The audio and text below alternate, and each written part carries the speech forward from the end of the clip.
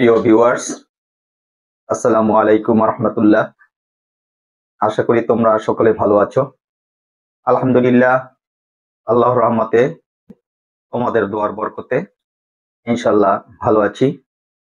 প্রতিদিন তোমাদের জন্য আমি গ্রামারের বিষয় নিয়ে বিভিন্ন ভিডিও আপলোড করছি। আজকে আমার আলোচ্য বিষয় হলো টেন্স যে 3 প্রকার, ওই টেন্সের প্রত্যেকটি প্রকার টেন্সকে যে আবার 4 ভাগে ভাগ করা হয়েছে সেগুলো নিয়ে আমি আলোচনা করব। প্রত্যেকটি প্রকার টেন্সকে যে 4 ভাগে ভাগ করা হয়েছে তা হলো number 1 indefinite, number 2 continuous, number 3 perfect, number 4 perfect continuous. Indefinite tense মানে হলো সাধারণ কাল, কন্টিনিউয়াস ঘটমান কাল বা চলমান কাল, পারফেক্ট পুনর্ঘটিত কাল, পারফেক্ট কন্টিনিউয়াস পুনর্ঘটিত ঘটমান কাল বা চলমান কাল। তাহলে আমরা বলতে পারি প্রেজেন্ট টেন্স 4 প্রকার, যথা number 1 present indefinite, number 2 present continuous, number 3 present perfect, number 4 present perfect continuous. Present indefinite tense মানে হলো সাধারণ বর্তমান কাল, প্রেজেন্ট কন্টিনিউয়াস টেন্স মানে ঘটমান বর্তমান কাল, প্রেজেন্ট পারফেক্ট টেন্স মানে হলো পুনর্ঘটিত বর্তমান কাল, প্রেজেন্ট পারফেক্ট কন্টিনিউয়াস টেন্স মানে হলো পুনর্ঘটিত ঘটমান বর্তমান কাল। তো আসা যাক, প্রেজেন্ট ইনডেফিনিট কাকে বলে? প্রেজেন্ট ইনডেফিনিট মানে হলো সাধারণ বর্তমান কাল। ভার্বের যে কাজ সাধারণভাবে বর্তমানে ঘটে, অভ্যাসগত কার্যকলাপ বোঝায়, চিরন্তন সত্য প্রকাশ করে, নির্ধারিত সময়সূচি প্রকাশ করে, তাকে প্রেজেন্ট ইনডেফিনিট টেন্স বলে।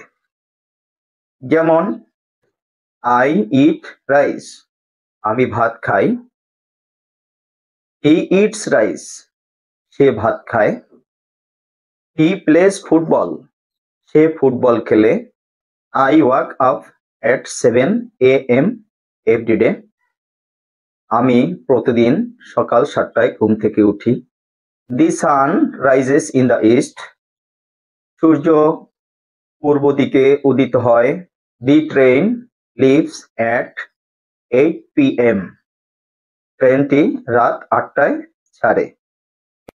এখানে উদাহরণে আই ইট রাইস, আমি ভাত খাই, এটা সাধারণ বর্তমান, এটা সাধারণভাবেই ঘটে।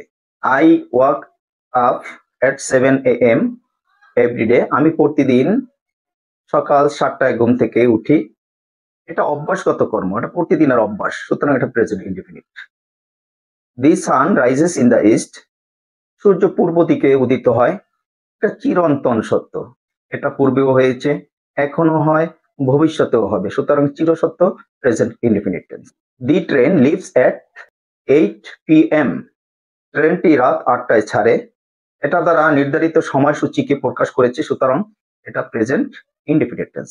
এখানে আমরা বাংলা বাক্য দেখে কিভাবে নির্ধারণ করব যে আসলে এটা প্রেজেন্ট ইনডেফিনিট টেন্স? বাংলা রূপ দেখে আমরা চিনব, ক্রিয়ার শেষে যদি অ, এ, ও ইত্যাদি উচ্চারিত হয় তখন উক্ত বাক্যটি হবে প্রেজেন্ট ইনডেফিনিট টেন্সের। তখন আমাদের দেখতে হবে আসলে প্রেজেন্ট ইনডেফিনিট টেন্সের অক্সিলিয়ারি ভার্ব কি। প্রেজেন্ট ইনডেফিনিট টেন্সের অক্সিলিয়ারি ভার্ব হলো ডু এবং ডাস, যাহা নেগেটিভ এবং ইন্টারগেটিভ সেন্টেন্স গঠনে ব্যবহৃত হয়, কিন্তু অ্যাফার্মেটিভ সেন্টেন্সে কখনো ব্যবহৃত হয় না। প্রেজেন্ট ইনডেফিনিট টেন্সের গঠন প্রণালী হবে, প্রথমে হবে সাবজেক্ট, তারপরে মেইন ভার্ব, তারপরে অবজেক্ট। প্রেজেন্ট ইনডেফিনিট টেন্সের যে অক্সিলিয়ারি ভার্ব ডু এবং ডাস, এটা আমি পূর্বেই বলেছি যে অ্যাফার্মেটিভ সেন্টেন্সে এটা ব্যবহৃত হয় না। এই জন্য অ্যাফার্মেটিভ সেন্টেন্সের গঠনটা হবে subject plus main verb plus object, আর ওটা যদি নেগেটিভ হয় তাহলে সাবজেক্ট প্লাস ডু নট অথবা ডাজ নট, তারপরে মেইন ভার্ব ব্যবহৃত হবে।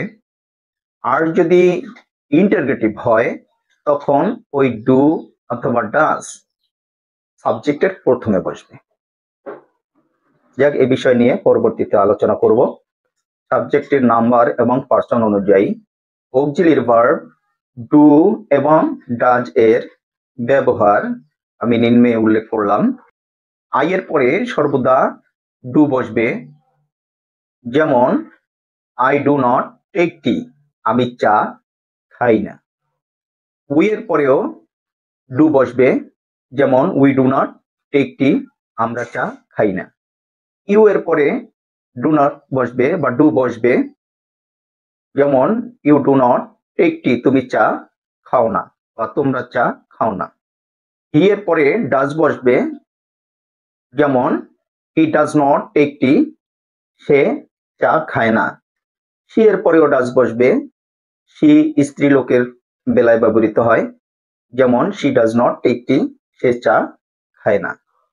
ইট এর পরেও ডাজ বসবে, ইট ডাজ নট টেক টি, ইহা চা খায় না। সিঙ্গুলার নাউন একক নাম যদি হয় তারপরে ডাজ বসবে, যেমন করিম ডাজ নট টেক টি, করিম চা খায় না। যদি নাউন প্লুরাল হয়, একাধিক নাউন হয়, যেমন করিম অ্যান্ড রহিম, এখানে কিন্তু ডু বসবে, যেমন Karim and Rahim do not take tea, Karim এবং রহিম চা খায় না। দে, দে এর পরে সর্বদা ডু বসবে, যেমন দে ডু নট টেক টি, তারা চা খায় না।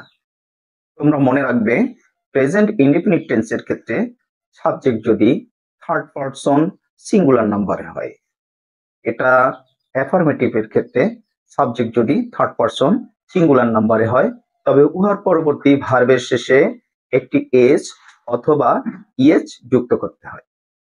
তোমরা আরো মনে রাখবে, ভার্বের শেষে যদি O, CH, SS, X, Z letter থাকে তবে উহার শেষে ইএস যুক্ত হবে। ভার্বের শেষে যদি ওয়াই থাকে, ওয়াই এর পূর্বে যদি কোনো কনসোনেন্ট থাকে, তাহলে উক্ত ভার্বের শেষে ওয়াই কে আই করে শেষে ইএস যুক্ত করতে হবে। আর যদি ওয়াই এর পরে ভাওয়েল থাকে তবে ওয়াই এর কোনো পরিবর্তন হবে না, ওয়াই এর পরে শুধু এস যুক্ত হবে। উদাহরণ দেয়া যাক, she watches TV, say TV দেখে।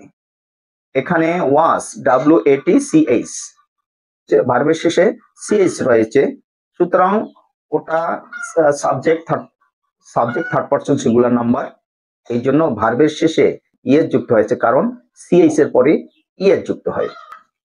দি ক্যাট রানস ফাস্ট, বিড়াল দ্রুত দৌড়ায়।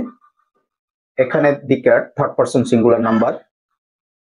রানস, এখানে কিন্তু যে কয়টা বলেছি O, CH, SH, double S, H, Z নেই, এই জন্য ওখানে এস যুক্ত হয়েছে। দি ডগ বার্কস লাউডলি, কুকুরটি জোরে ঘেউ ঘেউ করে। এখানে বার্কস, এখানে এস যুক্ত হয়েছে। ই স্টাডিজ এভরিডে, এখানে ই স্টাডিজ এভরিডে, সে প্রতিদিন পড়াশোনা করে। এখানে স্টাডি অ্যাকচুয়ালি বানান STUDY, স্টাডি, কিন্তু এখানে STUDIES হয়েছে, কারণ হলো STUDY, ওয়াই এর পূর্বে ডি কনসোনেন্ট, যার কারণে উহার শেষে যখন ইএস যুক্ত করতে হচ্ছে তখন ওয়াই আই করে তারপরে ইএস যুক্ত করতে হয়েছে।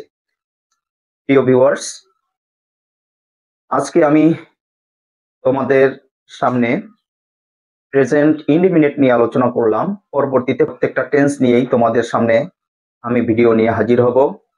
এখনো যারা আলোর দীক্ষা আমার এই চ্যানেলটি সাবস্ক্রাইব করনি, তোমরা আমার এই চ্যানেলটি সাবস্ক্রাইব করে পাশে থাকা বেল আইকনটি ক্লিক করবে, তাহলে তোমরা আমি এই ভিডিও আপলোড করার সাথে সাথে তোমরা নোটিফিকেশন পেয়ে যাবে। তাছাড়া তোমরা আলোর দীক্ষা লিখে ইউটিউবে সার্চ দিলে তোমরা আমার চ্যানেলটি পেয়ে যাবে। ওখানে অনেক ভিডিও আপলোড করা আছে গ্রামারের উপরে, তোমরা ওগুলো দেখবে, অবশ্যই তোমরা উপকৃত হবে। তো সকলের উজ্জ্বল ভবিষ্যৎ কামনা করে আজকের মতো আমি বিদায় নিচ্ছি। আল্লাহ হাফেজ।